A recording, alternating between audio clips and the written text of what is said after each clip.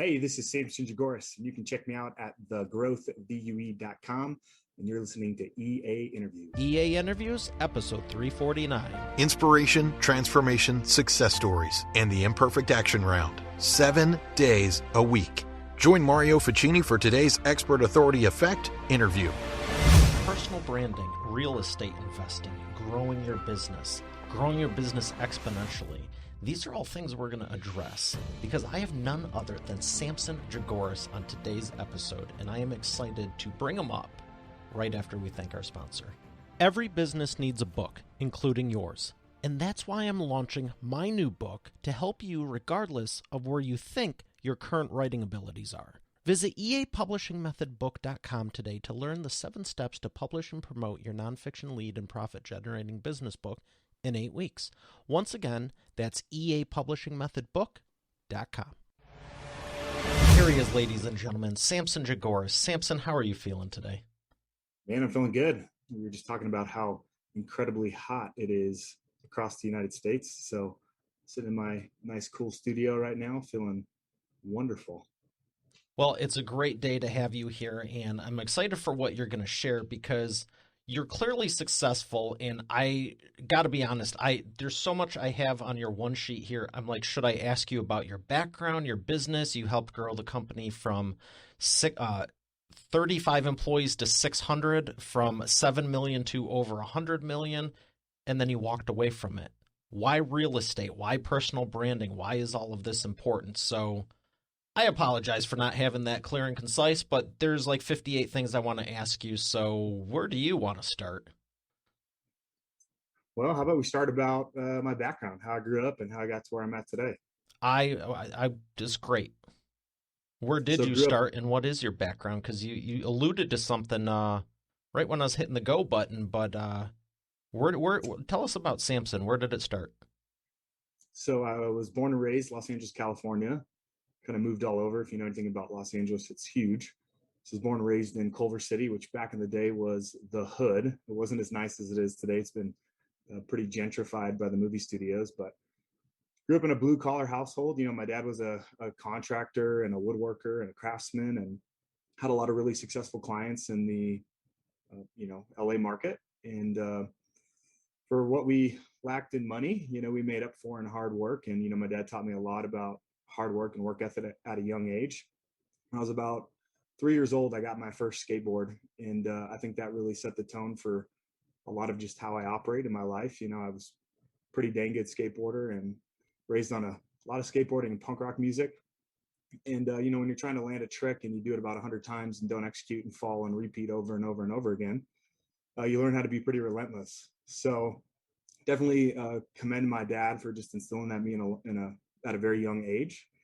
And I played a lot of sports, soccer, played baseball, skated.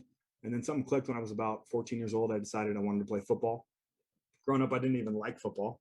I don't know why, but something clicked my freshman year. So I showed up to my first football practice, not really knowing much about the game. And the coaches are like, "You look like a linebacker." And I'm like, "Sweet. I don't have any idea what that is, but do I get to hit people? Cause that sounds awesome."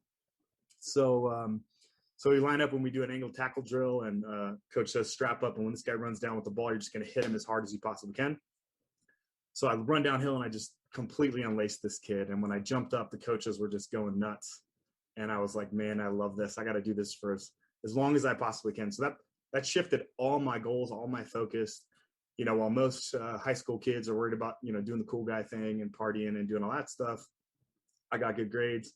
I trained twice a day. I had a running coach. I studied film. And I was just focused on getting to college and playing. I wanted to play D1 ball. And I knew that was the only way that I could really get my college paid for. Went on, was a great high school football player. And when I got to my senior year, I didn't have any offers. And so I reached out to one of the alumni from the high school and he said, "Man, you're good enough to play." And he called his coach at a Division II school called Western New Mexico. And about 2 weeks later, I was on a recruiting trip. 30 days later, I had a scholarship offer. And a few months later, I was on my way to a little tiny town in the middle of southern New Mexico called Silver City. And went on to be a true freshman linebacker. Was getting my school paid for, but something just didn't feel right. When I was heading into my sophomore season, I knew that I wanted to go bigger. So I was going to walk away from my scholarship. So I called my running coach, who reached out to the University of Utah and the University of Colorado. They both gave me the plug to walk on. I just had to have a really good sophomore season. Trained my butt off all summer. I was in probably the best shape of my life. In the middle of a summer training session on a breakaway drill, I planted off my left leg and pop, tore my hamstring, 3-inch by 2-inch tear in the middle of the muscle belly. And saw my entire career flash before my eyes. I probably could have done the expected thing, which is, take the red shirt and take a year off, and nobody would have really blamed me for it. But that just wasn't enough for me, man. I wanted to play D1. So I cut like 20 pounds and I swam in a pool all summer and did everything I could to just show up to camp in the best shape I possibly could. When I showed up, I had like a 75% healed hamstring and went on to have the absolute best season of my entire college career. Little note there is you're never going to feel 100% in anything that you do. It doesn't mean you can't go and do like amazing and incredible things. And after that season, I walked into my coach's office and I told him, thanks for the opportunity, but I was going to leave and go take a walk-on at the University of Colorado. And he probably could have said anything to me at that point and probably convinced me to stay. But he made the fatal mistake of saying, I don't think you're ever going to play. And so I stood up and I shook his hand and I walked out and, drove to the University of Colorado and never came back. And how did that make you feel in that moment? Oh my gosh. I've always had a chip on my shoulder. I think it's just that blue collar work ethic of, he's got something to prove. My dad, he's been living on his own since he was about 13 years old. So he spent a lot of his life just figuring it out and really having to care for himself. So it was just kind of instilled this like competitive drive to just best yourself and keep pushing and doing more. So when people tell me I can't do something, that's like the best motivation you can give me. It's just nothing better than proving somebody else wrong. Watch and making them eat their this, words. right? Yeah, exactly. And so, so I showed up to University of Colorado and I still had to try out. There were 7 guys that showed up to my tryout. 3 of us made the team. And by the end of that spring, the other 2 had quit. And I was the only one that ended up making it. Thankfully, a year later, got put back on scholarship and was starting fullback for the University of Colorado. So then I went on yeah, thanks. I went on to get a degree in human physiology. I thought I wanted to be an orthopedic surgeon, but playing football full time and trying to get the human sciences degree, I probably wasn't the best student. I was probably more distracted than I should have been. Didn't quite have the grades that I wanted to get into med school, and I don't think I was really ready to go back to school, which is actually good because I discovered business and had an opportunity to kind of shift gears and go from science into the financial world. So I graduated on a Friday with a degree in human physiology and walked into a futures and commodities brokerage on a Monday. And about 3 months later, I was a newly crowned Series 3 broker. And September 29th, 2008, the Dow Jones fell 777 points, which set off the economic housing crisis. So I just got literally just tossed into the deep end as it relates to investing and sales and marketing and entrepreneurship, because when you're a broker, you're effectively running your own business. And so while most people were running out of that industry, I was running in and built $1 million book of business. And we were doing a lot of managed money and trading programs and trading systems. I was making damn good money for a 24-year-old guy. But when you're sleeping with a laptop next to your bed in order to watch the coffee market open at 2 a.m., you start to question a lot of things. So, what didn't you like about that? I mean, I envisioned the laptop next to the bed, and I know now there's people that probably have a laptop, phone, and tablet, or one or the above. But what did you not like about that, and especially from such a young age? It starts to just eat into every aspect of your life. You're just always on. You don't have any ability to unplug. I've never, I think a good part of building your own business or investing is so that you can get back your time. And I had a very lucrative job, and that job required me to wake up at 1 and 2 in the morning. 6 figures, right? Yeah. And so, I was gonna walk away, and I was gonna go be a financial planner. And then I was presented with an opportunity to join a fast-growing marketing and technology company called Madwire. And I came on and basically ran strategy and business development for 9 years, where I built the sales and training and recruiting platforms, and then eventually hired north of 400 people, helped scale that thing up to over 100 million. And then I like to build things. When I was an entrepreneur within a company where I could grow departments and scale up, incredibly exciting to me. But you kind of reach a point when you're that big where you have to take maybe more of a less business development role. And a little part of your soul just kind of dies inside. Nothing, no hard feelings toward the company. I'm still an equity holder in that business and incredibly thankful for that opportunity. But You just knew you didn't want to do it the rest of your life. yeah, I'd never really planned on being there for 9 years. Yeah, But because we just kept. that's nearly a decade of your life, and especially at a young age. But at the same token, there's so many people that are striving to get to the six-figure mark, and you're just like, even now, I'm watching and listening to you, and you're just like, yeah, grew it to 400 plus people, $100 million, like no big deal, like nonchalant, like yeah, I'll take another latte, or yeah, I'll take some dessert or something, like no big deal. Yeah, because everyone on the planet's done that like 100 times over. Well, man, we had an incredible team, and I think if I didn't have the ability to be a part of such a great team, and we were growing so much, and really got to flex that entrepreneurial muscle within the Okay. organization, I probably would have jumped ship a long time ago because You just knew you wanted something more, though. That the entrepreneurial spirit came out of you, and autonomy, time freedom. I look at business and entrepreneurship a lot like art. It's like writing music or painting a picture.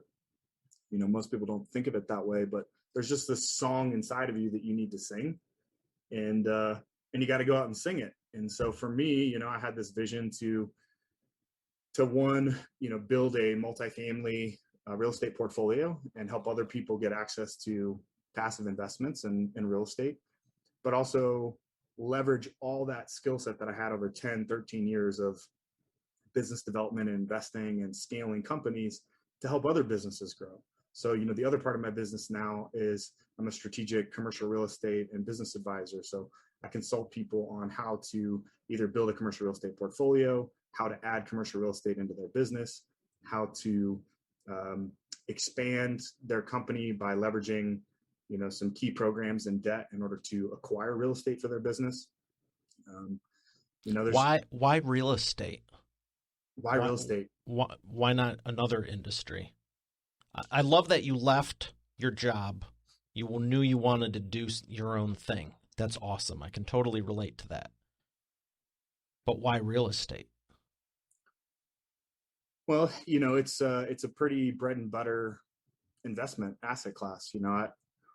I love all the benefits that come along with it. It's just purely a balance sheet play. You're sitting there and literally you're buying a P&L statement and looking at how you can optimize it and make it better.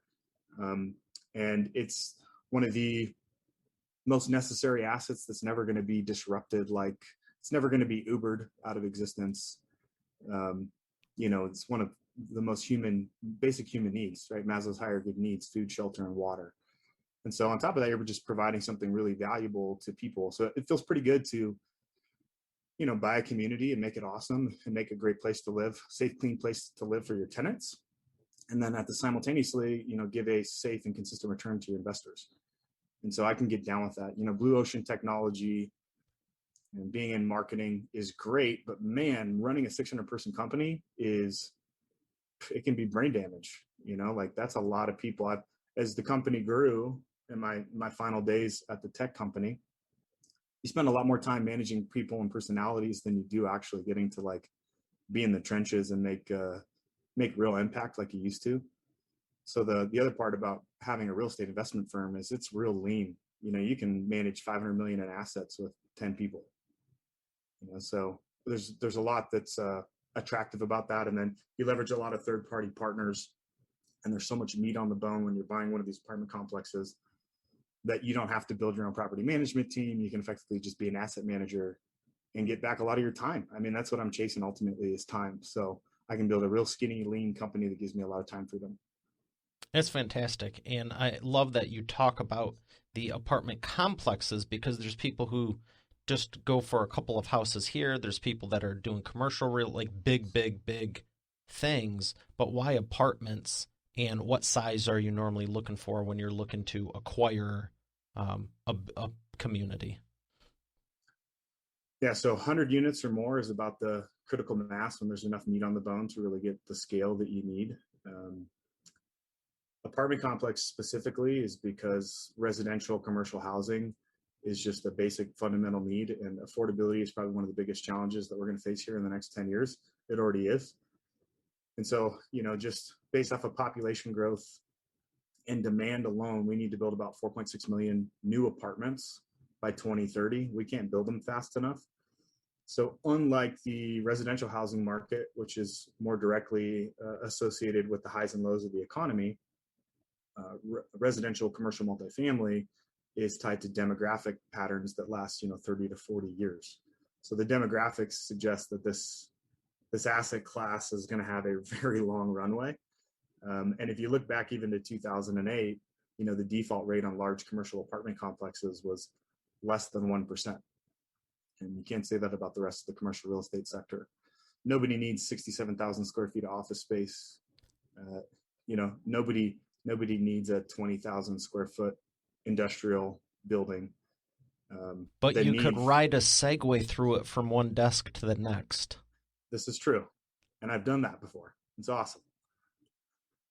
But the reality of it is just, being a futures trader for as long as I was, it's all about de-risking the trade.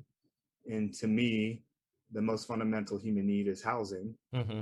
And getting 100 doors, you have a lot of scalability that affords you an opportunity to withstand vacancy, which is probably your second biggest risk behind, some sort of cataclysmic economic event. What would you say is the max you'd ever want to invest in? I mean, I know there's complexes with hundreds, 500, maybe even 1,000. Would you ever want anything that big, or now do you get into other types of risk just from the sheer volume in that one community? No, bigger is ultimately better. I mean, the ability to have a singular address with multiple doors and multiple tenants makes the business just that much more efficient. Your marketing gets more efficient. Your property management, leasing, maintenance gets more efficient. There's just a lot more levers to pull. If you think about COVID crisis, I can effectively make a small change to my rents and reduce my rents across 1,000 doors and make a significant impact on the bottom line for the tenant without, critically damaging the business. If I have, one unit, let's say a single family property, and that property goes vacant, well, I'm 100% vacant. If I have 100 doors and 20 of them go vacant, well, I'm still 80% occupied. And you're reminding me of J. Paul Getty. I'd rather have 1% of 100 man's efforts than 100% of my own. You got it. That's exactly right. So scale is the ultimate reason, and bigger is better ultimately in my book. And on top of that, you can get some of the best, most favorable lending on the planet, non-recourse debt on these large apartment complexes. So even the banks love these assets because they're just cash flowing, diversified machines. What's your target goal? How many complexes do you want? Or do you have maybe not a big end goal, but you say I want to acquire so many per month or year? I mean, the 10-year target is to have $1 billion in assets under management, but we just kind of put our head down and just focus on one deal at a time. We see about 100 deals a month on average. Okay. And of those 100 deals, you probably go deep on 10 of them. So about 10%. And of those 10%, you probably offer on, 10 or 20% of those. So like 1 or 2 deals.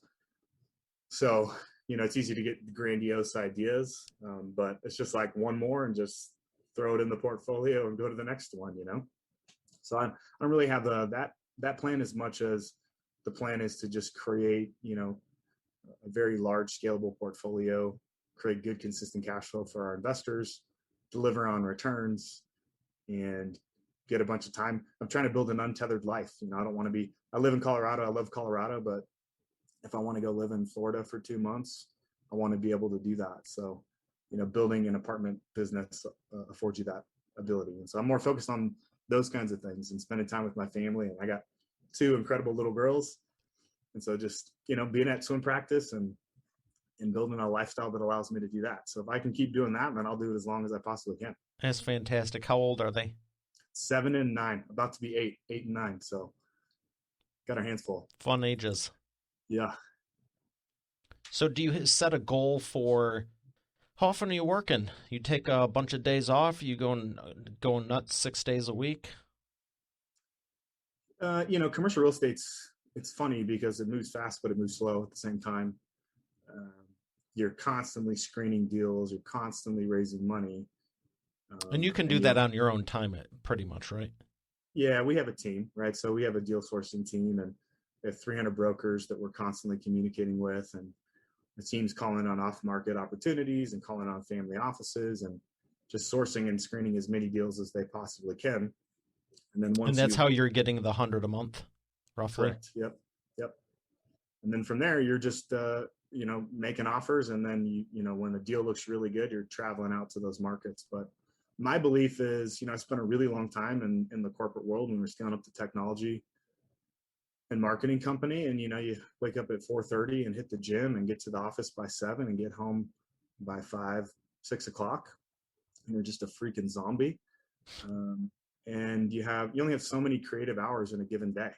And to me, that's like 4 or 5 when you can really get real work done. So, being in strategy and business development for as long as I spent a good portion of my time building systems and processes and putting people in the right seat to be successful so that I can offload some of these tasks that I don't want to call them meaningless, but are just not the best use of my time. Okay. Right. There's other people who are better at executing on that, where they can own one aspect of that business and just control that so that I can focus on the big picture visionary stuff on how to scale and how to move the business forward. I can relate to that. I totally agree because there's so many things on any given day where it's like you want the wheels turning, but at the same time, are you the one who's supposed to be turning them? Oh, 100%. Well, being, big part of being at Madwire, we were in small business marketing. And so small business is a very broad term, right? I mean, you're dealing with people who are in startup mode to people who've been in business for 10 years. And the reality of it is the ones who are successful are the ones who are able to build systems and processes and scale their team and build a business that doesn't actually need them. You see it constantly where people would come to us and they would think that somehow, as a marketing company that we were going to like fix their business. And it's like, there's 3 components. There's sales and marketing, there's operations, and there's HR and finance. So we can tee up the leads, but if you can't close them down, we got a real problem. Absolutely. If you close them down, but you can't service them, we got a real problem. The fulfillment's always a bottleneck. Yeah, 100%. And then heaven forbid we even talk about expenses, profit margins, and that whole component. Exactly right. So when I'm addressing audiences, one of my favorite questions, and let me rephrase that, in person, when I'm on stage and I'm going, okay, how many people would like, more leads? And, when I'm helping them with business book publishing and marketing, I go, who would like 10,000 leads? And it's always interesting because I can see their faces, but then I go, who can serve, who can fulfill that this week or even this month? And you see, everyone wants it, but I believe what's happening is subconsciously your brain's going, this doesn't compute, and that's why it's not happening. You got it. What gets measured gets done. And so building systems and processes is just how I've built my company and my businesses, and also own a really sweet strength and conditioning facility where I just get to go work out, but it's the same kind of thing. You just put the right kind of people in place and they run it and they make great money, and I get a cool gym to go work out at, What inspired you to invest in that? Man, I love health and fitness. I got a degree in human physiology. I actually have a master's in sports nutrition as well. I love physical fitness, being an athlete for so long, physical fitness is a big part of my life. And so a lot of people don't have that skill set. It's what I would consider one of the 7 categories of goals is your physical well-being and health. And most people don't know how to eat. They don't know how to work out. They don't know how to train. And so I get a lot of joy out of seeing people come in who've never worked out before, all of a sudden, completely turn their life around in a really positive way and leverage fitness, which helps their mental health and helps them crush it in their business and with their I was family just and going to their say, career. I was just going to ask you how has fitness helped your business, and what do you feel is the correlation? I mean, you look good, you feel good, you play good. It's a long time ago, I heard Zig Ziglar talk about the 7 categories of goals. And he says you got to have a goal for your faith, your family, your finances, your career, your social life, your mental growth and health, and your physical health. And so he always represents it as a wheel. And so if any one of those areas dominates your life and you're neglecting another, imagine a lopsided wheel rolling down the road. It's not going to be a very smooth drive. And so If it there were, turns. if it goes at all, exactly. There were times in my career and times when we were scaling up businesses and departments where I just let my health just completely go to the wayside. And slowly but surely, my fulfillment and happiness in my marriage, my home life, my work just slowly started to decline. You pick your head up and I'm like, oh my gosh, what happened? I gained 30 pounds. What the heck? So I had a few of those moments and, I turned it around. I just decided to change things. And I think there was one point when I was like 230 pounds, not healthy. And we had a newborn, our second one.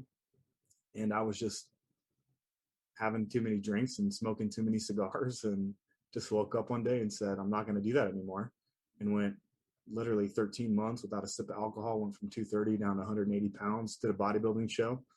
And that was kind of the catalyst. People Wow, started good for asking you. me like, how did you do that? How did you get in shape? And I was like, well, I'll teach you. I'll show you what I know.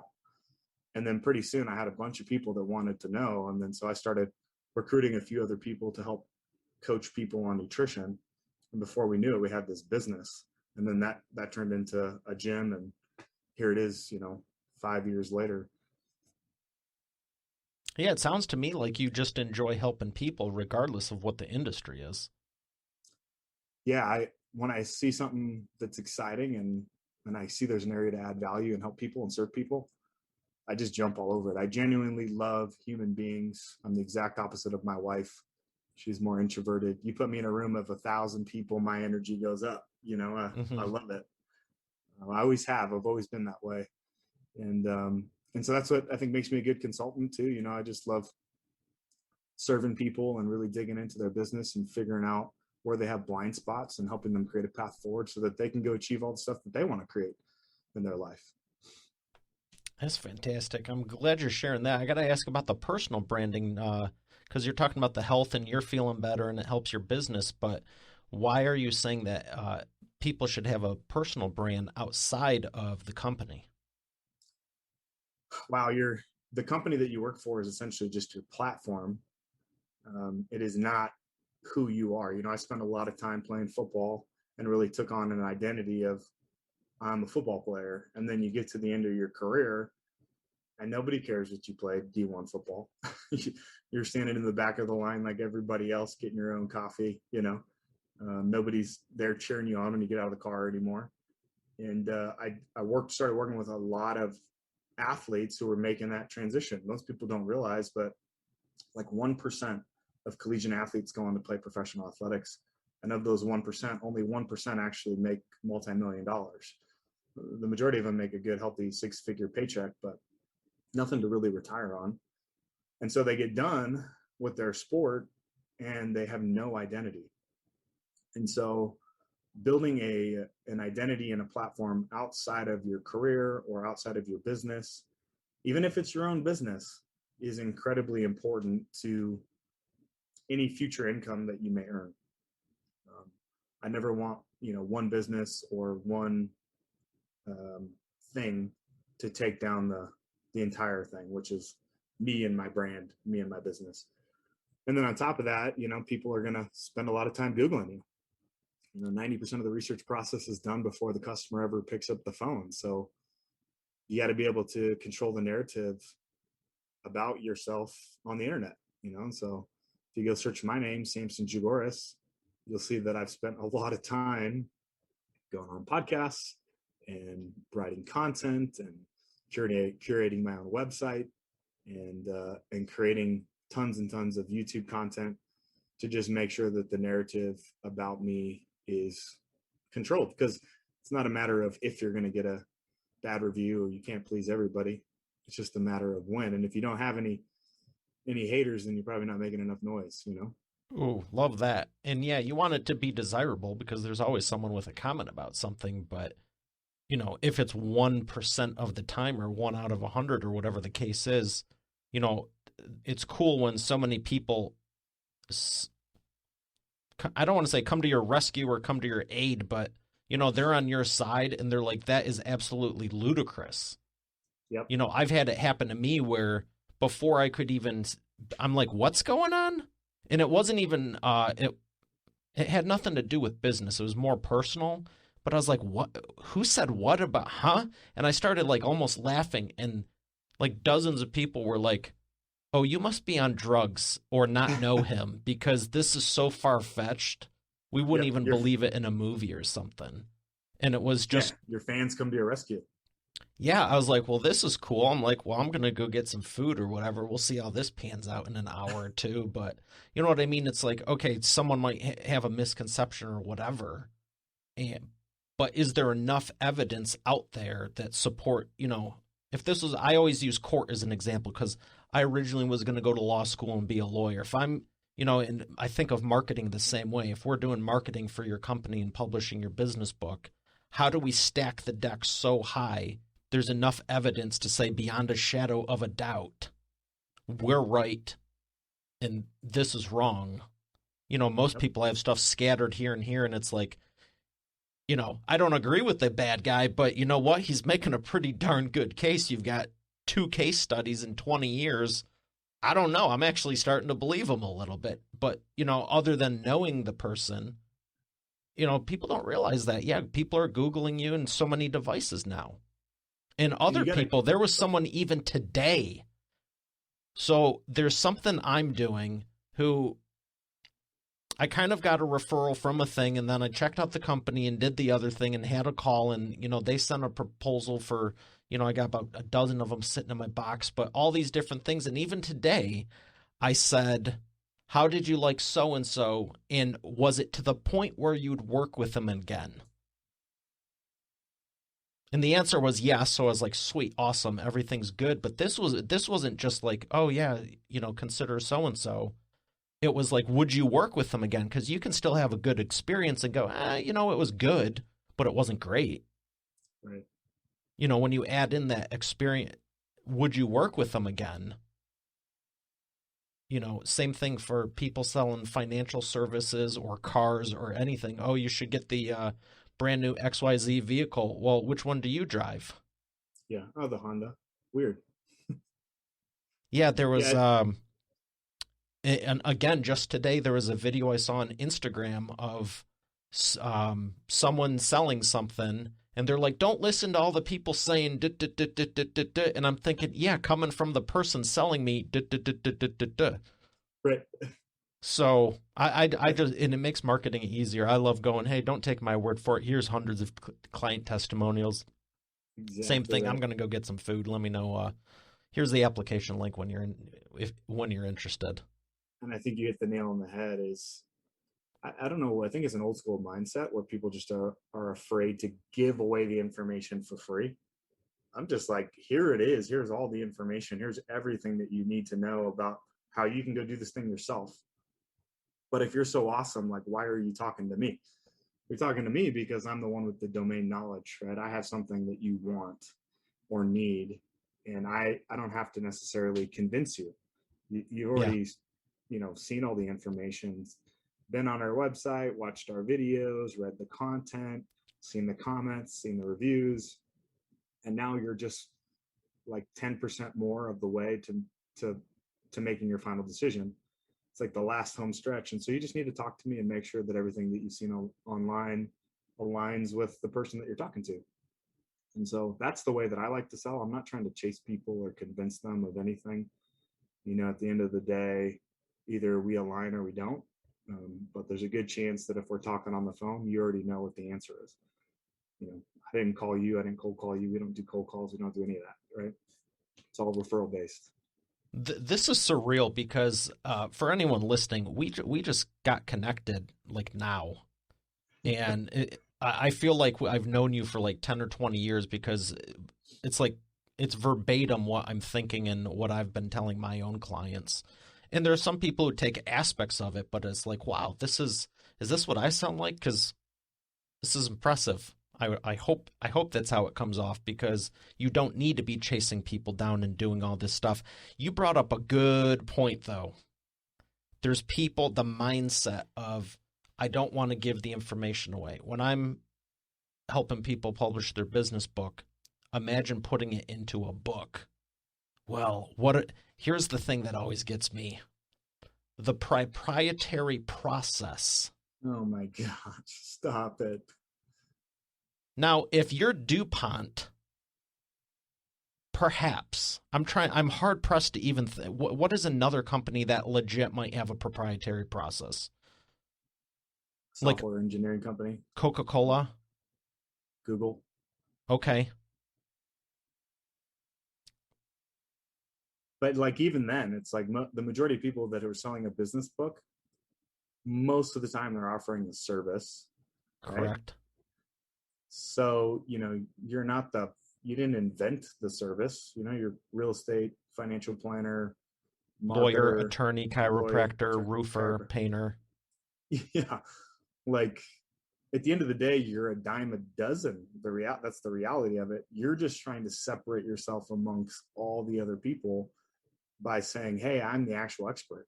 Because like I said, 90% of the research process is done before the customer ever picks up the phone. So that means they've already done a ton of research and pretty much made their decision by the time they called you. You get no chance to speak to them when they're looking at Google or doing research or reading on your website or reading your content. So you only have one chance to really get that information across through the content that you're putting out. So just put it all out, give it away for free. And if your competitor steals it, which they won't, I didn't even get to do the air quotes, but what if the competition takes it? Yeah, we were thinking the same thing. Yeah, it's like they're not going to do that because if you're putting out so much content, they're not going to be able to keep up. Most people aren't willing to put the effort. Well, not even that, but one of the differentiators I've always used is, can anyone can say what you're saying, but can anyone do it? The fulfillment piece we talked about.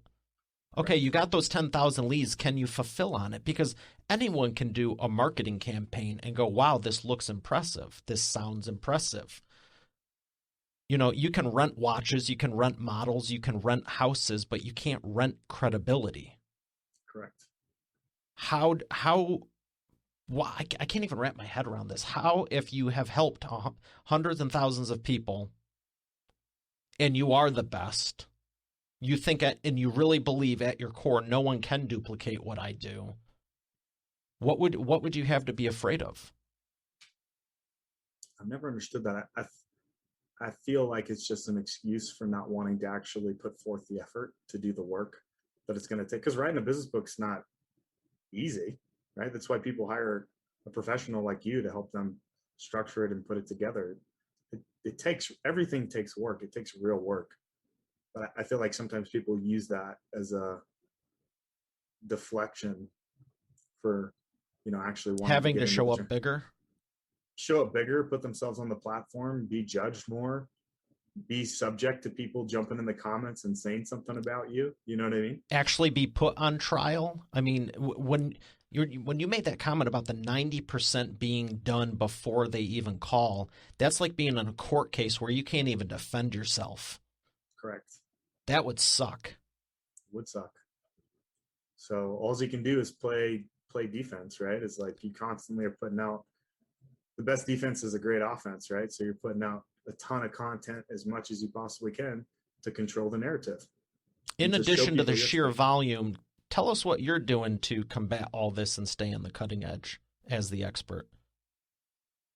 Again, it goes back to just building a great team and putting the right people around you. And so I have a content creator on my team who is responsible for managing brand, social content, creating content, curating content, demanding content from me. Sometimes I get so busy and they're like, hey, you need to stop right now. We're going to cut a video. I have a marketer on my team, and the marketer is responsible for organizing the content in a way that funnels people into our ecosystem. I have enough domain knowledge to have a very high level conversation about how to execute, but then I need somebody to actually go execute. Because again, you can't be the person doing that and simultaneously be the visionary up here. You know, I have to jump into the sales and marketing vein, and then I have to jump into the operation vein, and sometimes I have to jump into the HR and finance vein. And so you can't just be an expert in everything. You just hire great people, pay them well, and everything else will kind of take care of itself, you know? Love it. I mean, I'm not disagreeing with the word you're saying. I have so many things I could ask you, but I do want to ask you about transformations. With everything you've done, who's been your biggest transformational story you could share? Business or life or You physical? know what? You're cool. You pick one or the other. Hopefully both. You know, I think that the one that just comes top of mind when I first joined the marketing and technology company, Mm-hmm. we were primarily a website design company. Sure. And we could see that the industry was becoming commoditized. Wix was coming online, web.com was coming online, Squarespace was coming online.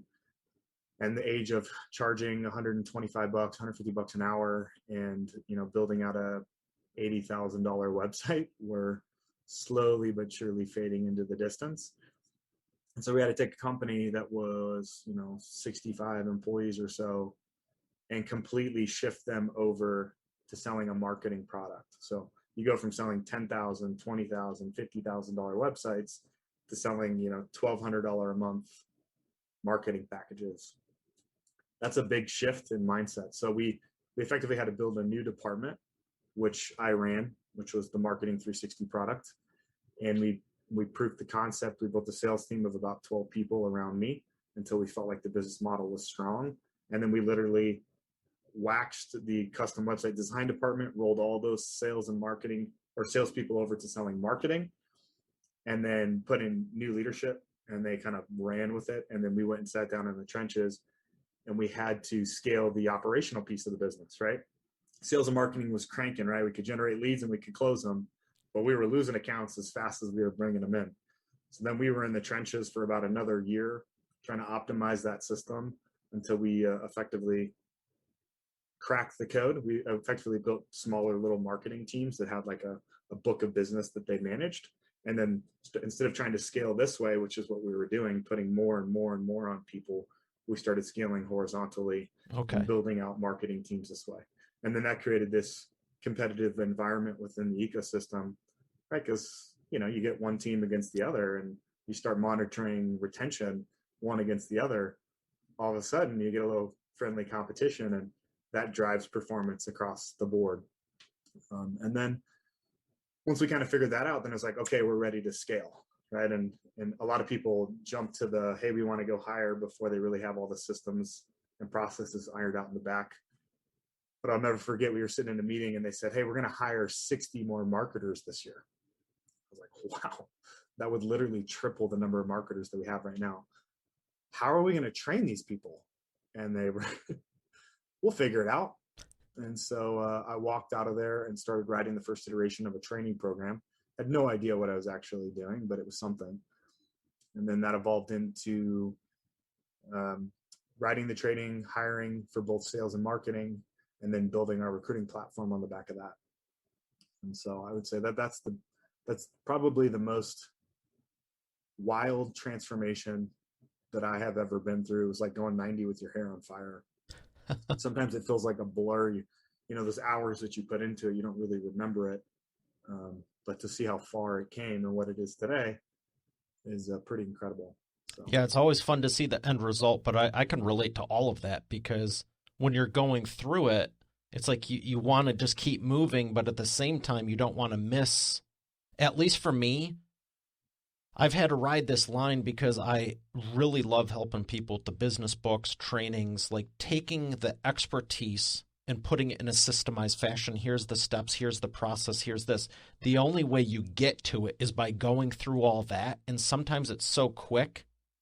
Yep. You don't want to slow down to figure it out, But if you don't, now you're just constantly like, I know people that have done 10 training programs and they don't really know how they ever do it. They just like, okay, I'm going to do another one. They blitz through it, but they never even figure out like how they think, if that makes sense. And I think that's also lost opportunity, if you will. But I totally relate to the websites because that's what my company started with when I decided I'm going to go full-time in business. I go, what can I offer and how can I add value to all these small businesses? And I'm like, oh my gosh, they all need websites. Right. And I can look them up. They either will have one and it'll be trash, and I can say I can help you. They'll either have one and it'll be good, and I can probably still find something to help them, or they won't have one at all of which are win-win-win for both of us. However, yeah, doing them all custom, I developed a software to build WordPress websites automatically. I wanted that custom look and feel, but heck yeah, I wanted to make it more efficient. It's what I do. I make everything. Even with my trainings, I took them from 16 to 12 to 8 weeks. I was like, where else can we trim some more fat off of this process? Because with business, do you really want to take 12, 18, 24 months to do what we can do in 8 or 12? You know what I mean? How many people, like with your apartment buildings, if you can acquire the property in 60 to 90 days, how many more people can you help than having to wait 3 years? Got it. Documenting and processing and systematizing your business is probably the biggest challenge for most small business owners, is they just don't do it. We don't have time. Yeah, we don't have the team. Sometimes they don't even realize what they're doing. A lot of the consulting that I'm doing now is we're approaching the largest wealth transfer in history. And a lot of these baby boomers have built incredible businesses, air quotes, glorified jobs. And so when you're going to sell a business and a lot is still hinging around you as the business owner, it's you take the number of total buyers and you reduce the pool so small as you got to find somebody who also has expert domain knowledge in that business itself. That's challenging, right? So if you can build a business that doesn't require you to be in the day-to-day, now you have a good investment opportunity, and I can buy the business and put an operator in that business. Now all of a sudden I'm buying business, I'm not buying a job. And so I think that, in the next 10 years, for any of the consultants that are listening to this, that's going to be your biggest opportunities to help businesses get ready to be sold. And so I'm spending a lot of my time there, just in my personal consulting experience right now. And I'm excited about it. In the state of Colorado, you don't have to have a special license in order to broker businesses, unless, of course, there's, real estate associated with it. Okay. So, yeah, I've heard a lot of people talk about that. And have you read Built to Sell? I have not, but I know the book. Okay. Yeah, it's reminded me of exactly what you're talking about, how I believe the example in the beginning, if memory serves me, it's like a creative agency, and it's like you can have hundreds of clients and everything, but again, is the business systematized in a way where if we take you out of the equation? And I thought about that early on. That's why I've always had a team and grown it and trusted. Some of them have been working with me over a decade now, nearly 2. And it's like, if I'm not feeling good, if I want to go on vacation, if I just don't want to do anything today, it doesn't really matter the reason. If you put an X through you in the business, to your point of passive income, what happens? Is the money really tied to, are you the business, or do you have a business? Exactly. I call it the getting hit by a bus theory. If I get hit by a bus tomorrow, can this thing still go on without me? And if the answer is no, then you don't have a business. You just have a glorified job. I love hosting. I love speaking. I love helping people, whether it's one-on-one or groups or with my team or whatever the case. But one of the main reasons I built my software is, well, my team built it. I developed it. But and I'm very thankful for them because I had no clue. I just had the idea, the vision. But there's days I very often wake up, I'm like, stuff was done. It's not me doing the sites or anyone on my team. It's the software that I license. There's stuff there, book royalties, that's passive. Also, it's like some days I don't want to do anything. And I'm like, I'm glad I did this a decade ago. I'm glad I did this 14 years ago. I'm glad I did this 20 years ago because it's still, rolling forward. You went into business for yourself, right? So that you can make those decisions and have that time freedom and ultimately control your time. And I think that's what every entrepreneur needs to get their head wrapped around. For those who are listening to this who maybe aren't entrepreneurs, maybe they're professionals or executives, you need to be thinking about some ways to create some income and brand and passive income outside of your current W-2 income. A lot of people think about their income vertically, and you really should be thinking about it horizontally. 200 a month there, 1,000 a month there, 400 there, 500 there. How many horizontal streams of income do you have? A book, a website, multiple properties, passive investments, a business, equity in different businesses. There's so many ways that you can do it. So yeah, and the expertise, I love that you're talking about the passive income and the different streams, but the expertise, good for you if you've done 20, 30 years somewhere, because this other stuff we can create, I can't go back in time and learn, let's say Olympic snowboarding. That'd be killer. I can't get 30 years of experience unless I have 30 years of experience. You can read a book, you can do a training course, you can go listen to the speaker, but there's just something about, being able to say, yes, I've helped tens of thousands of people and have hundreds of success stories. You're just not, how long would it take you to pull, if you were to have all this wiped out, how long would it take you to bring all this back again to the point you have it now? It took you, sounds like 15 to 20 years. How fast would it take you to recreate everything to a T again? Could you even do it in a year? I think I could. It would, obviously you wouldn't. It'd be a busy year. You wouldn't be where you're at, but your momentum to get there would be your trajectory would be much quicker. But, you don't want to build your house on, one individual pillar. Yeah. You want to build it on multiple pillars. And so those are the things that allowed me to step away from a high income job to, have enough income to survive and go. Because, you do apartment deals. It's not like you're doing a deal every week or every month. It could be 3 months. It could be 6 months before you find the right opportunity to execute on. You know what I mean? So you got to have some like you said, if you're doing 100 opportunities a month, deep dive with 10 of them, and you might bid on one or two. Right. And of those, how many are you closing? Are you closing the one or two, or are you just bidding on the one or two? Not always. Yeah. Right now the market's crazy. So sometimes people are, paying, somebody's always willing to pay a higher premium than you are, it feels like. And so, there's an old saying in the stock trading world that the market always needs another sucker. We just want to make sure that that's not us. So so mitigate that risk. Yeah, it could be months, so you got to have other sources of income other than your W-2. And things change, life changes, families change, health changes, so it's great that you're making $300,000 a year in your W-2 or from your one business. What happens if something bad happens? How do you tackle that? Yeah. Well, I'm so glad you've been talking about it this whole time. Appreciate all the insights and everything. I got 1.5 more questions before we thank our sponsor and come back for the imperfect action round. And I just caught myself the last couple of episodes because I would always say, I only got one more question, but it's not the truth because the first one is yellow or black. Black. There we go. Always bet on black. So, legit, that's a question, but that's not the main one I was going to ask you. There we go. Black. I almost asked it earlier on, but I go, you know what? I'll save it. Who's your favorite punk rock band that you were skating to? I was a diehard Pennywise fan. Big in the LA culture of skateboarding, but I also love the band Rancid. Okay. So, I was curious. I was half wondering if you were going to say No Doubt.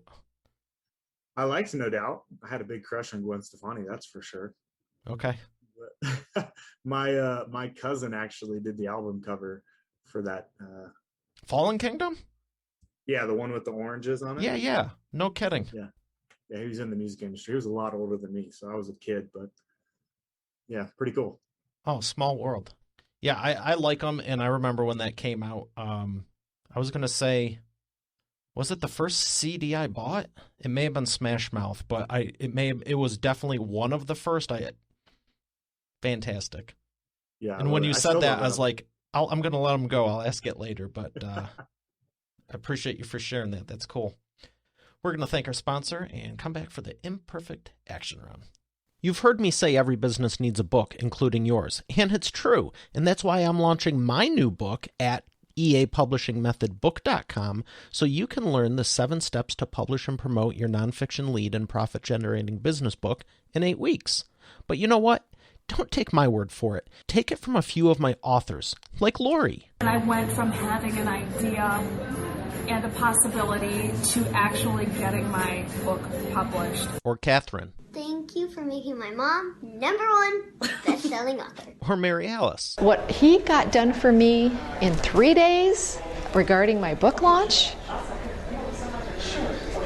unmanageable. John Cody. I've worked with Mario over the phone and online, and he's been very helpful in getting me where I needed to go with promoting my books. Rocio. There's no way in the world I would have been able to do this with somebody else. I've attempted it in the past. It didn't serve me. As a matter of fact, I ended up more frustrated than anything. So this has been a very seamless process. Adele. If you're looking for an amazing business coach, I highly recommend Mario Ficini. Or Bill Benner. I can't make a higher recommendation than to work with Mario Ficini. He has been great for me, and right now I won't work with anybody else except for Mario. Hey, their words, not mine. Visit eapublishingmethodbook.com to get your copy, and I look forward to hearing your transformation as our next video success story. Once again, that's eapublishingmethodbook.com. And we are back with the Imperfect Action Round. Samson, are you ready to take imperfect action? I think so. Let's go. All right, the first question I have for you, 60-second or less answers, is what is the fastest path to the profits? Fastest path to profits is to build a plan and work the plan and be ready to pivot as quickly as possible, document, systematize, and hire quickly. All right, I'll let it go. Great answer. Number 2, what is the biggest problem your prospects make and the fastest way for them to fix it? The biggest problem that my prospects have is they make too much money, more money than they can effectively deploy in a given year.